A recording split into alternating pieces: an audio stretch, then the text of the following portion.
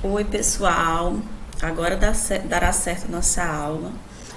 Peço perdão de novo por ontem, desculpas, porque ontem teve um problema no aplicativo e era para eu aparecer e aparecer os slides. E na verdade só apareceu eu falando. Eu uso esse aplicativo longe já desde março. E ontem, na hora da postagem no ambiente virtual, foi que eu vi que os vídeos não saíram. Tentei gravar. Gente, até agora eu já tentei inúmeros vídeos e nunca deu certo. Eu acho que tá amarrado em nome de Jesus, mas esse aqui agora vai dar certo. A nossa segunda aula, então, é Sistema Cartesiano Ortogonal. Vocês estudaram esse conteúdo no 9º ano do ensino fundamental, na primeira série do ensino médio e lá na terceira série também. Bem tranquilo. Quando nós falamos em sistema cartesiano ortogonal, nós vamos lembrar deste ilustre René Descartes, onde ele, embora o conceito de sistema de coordenadas já fosse utilizado por outros matemáticos, coube a ele a sua formalização em sua obra La Geometrie. Tinha uma parte da sua obra La Geometrie que ele falava e se aprofundava um pouco mais sobre o sistema cartesiano ortogonal. E com isso, esse sistema cartesiano teve uma formalidade e contribuiu também para o nascimento de um novo ramo da matemática, que foi a geometria analítica. No sistema cartesiano ortogonal, nós teremos um encontro de dois eixos, o eixo de x, que é o eixo das abscissas, com o eixo de y, que é o eixo das ordenadas, também chamado de OX e OY. Na origem, nós temos o ponto O, exatamente o zero. À direita do zero e acima do zero nós temos os valores positivos, à esquerda e abaixo nós temos os valores negativos. Esse sistema cartesiano ele vai atuar, vai contribuir em diversos contextos da nossa vida, seja na localização, seja para o estudo de retas, o estudo de pontos, distâncias, enfim, uma infinidade de coisas aí que nós temos para nos aprofundar tanto na matemática quanto no dia a dia, latitude, longitude, o GPS e por aí vai. Por exemplo, para determinar as coordenadas do ponto P da figura a seguir.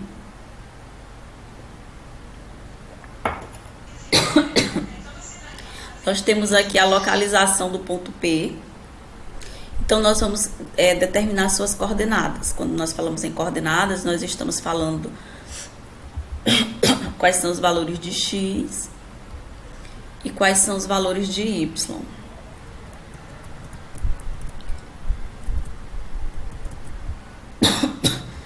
Assim, nós vamos ter o par ordenado, também chamado de coordenadas cartesianas. No ponto P, a abscissa é 5 e se relaciona com a ordenada, que é 4.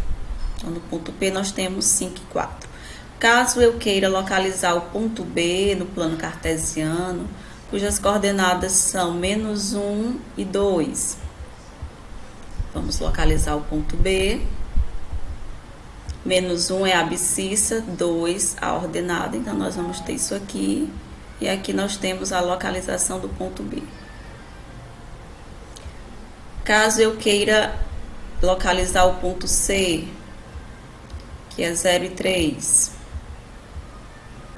a minha abscissa é 0 e a ordenada é 3. 0 é a origem e a ordenada é 3. Nesse caso, eu vou marcar um ponto no eixo, o ponto vai pertencer ao eixo. E aqui é a localização do ponto C. Caso eu queira localizar o ponto D, cujas coordenadas sejam -2 e 0. Como o 0 é a ordenada, então eu venho lá na abscissa e marco um ponto pertencente ao eixo e localizo o ponto D. Bem tranquilo. Os eixos OX e OY são chamados de eixos coordenados, separam o plano cartesiano em 4 regiões denominadas de quadrantes. Aí nós temos aqui em sentido anti-horário, o primeiro, o segundo, o terceiro e o quarto quadrante, e algumas coisas bem específicas que vão contribuir para a resolução de muitas questões. Como todo ponto que estiver localizado no primeiro quadrante, ele vai ter valor para a abscissa positivo e para a ordenada também positivo.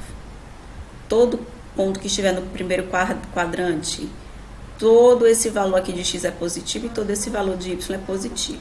O ponto que estiver no segundo quadrante, ó, o valor da abscissa é negativa e o valor da ordenada vai ser positivo.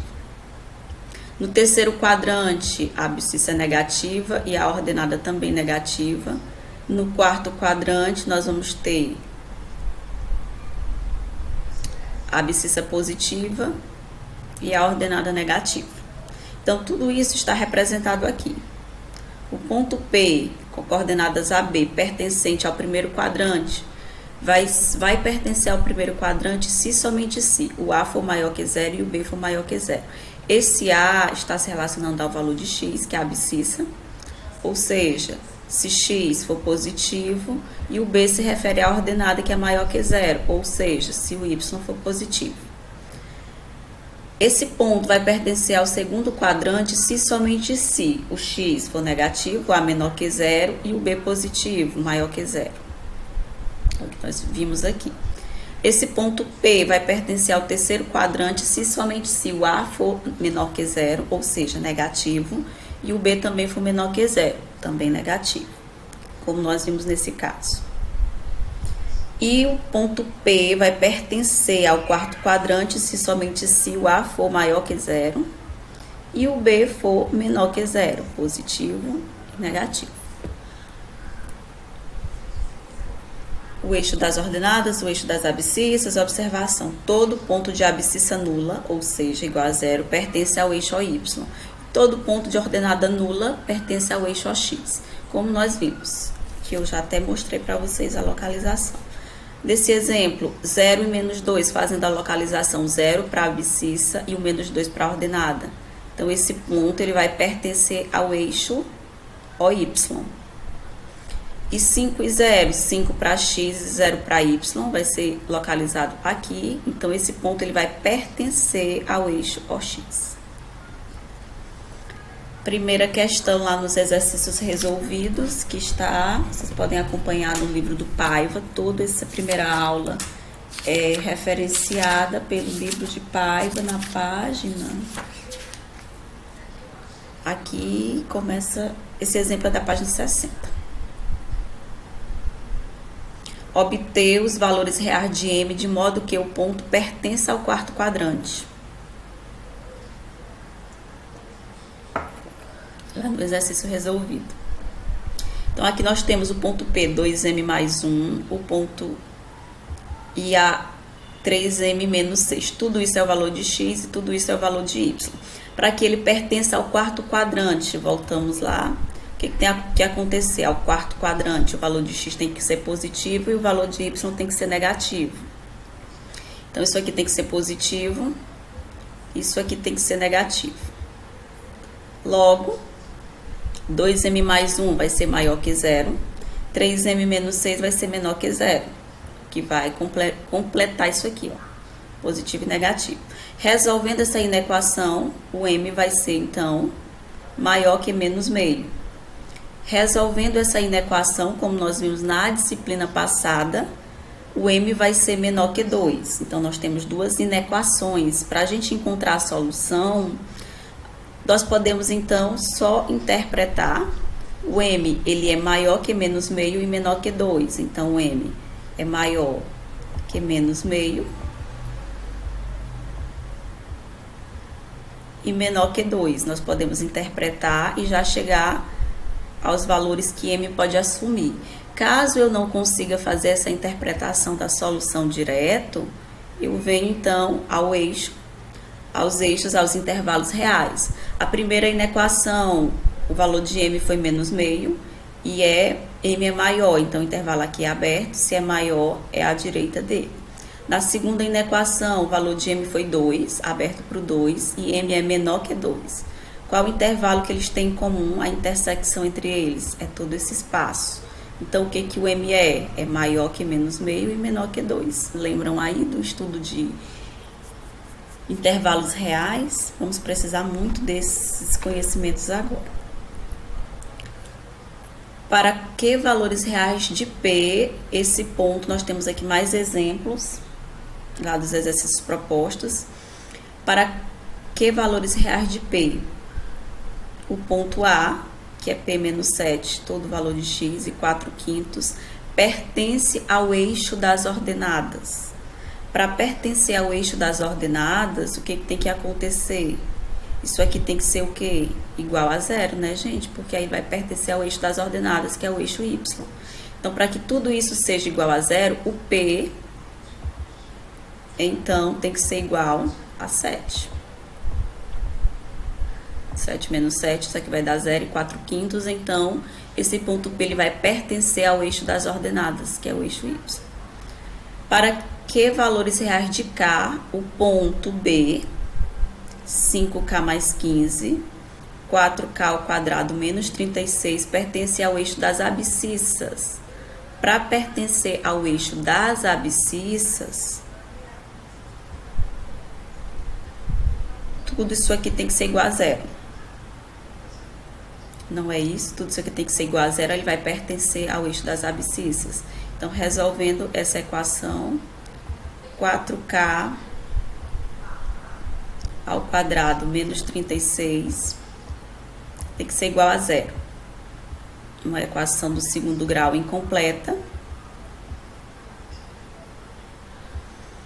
Então, K ao quadrado, 36 vai para lá e vem dividindo 4, que vai dar igual a 9. Qual número elevado ao quadrado dá 9? Então, K pode ser igual a mais ou menos 3.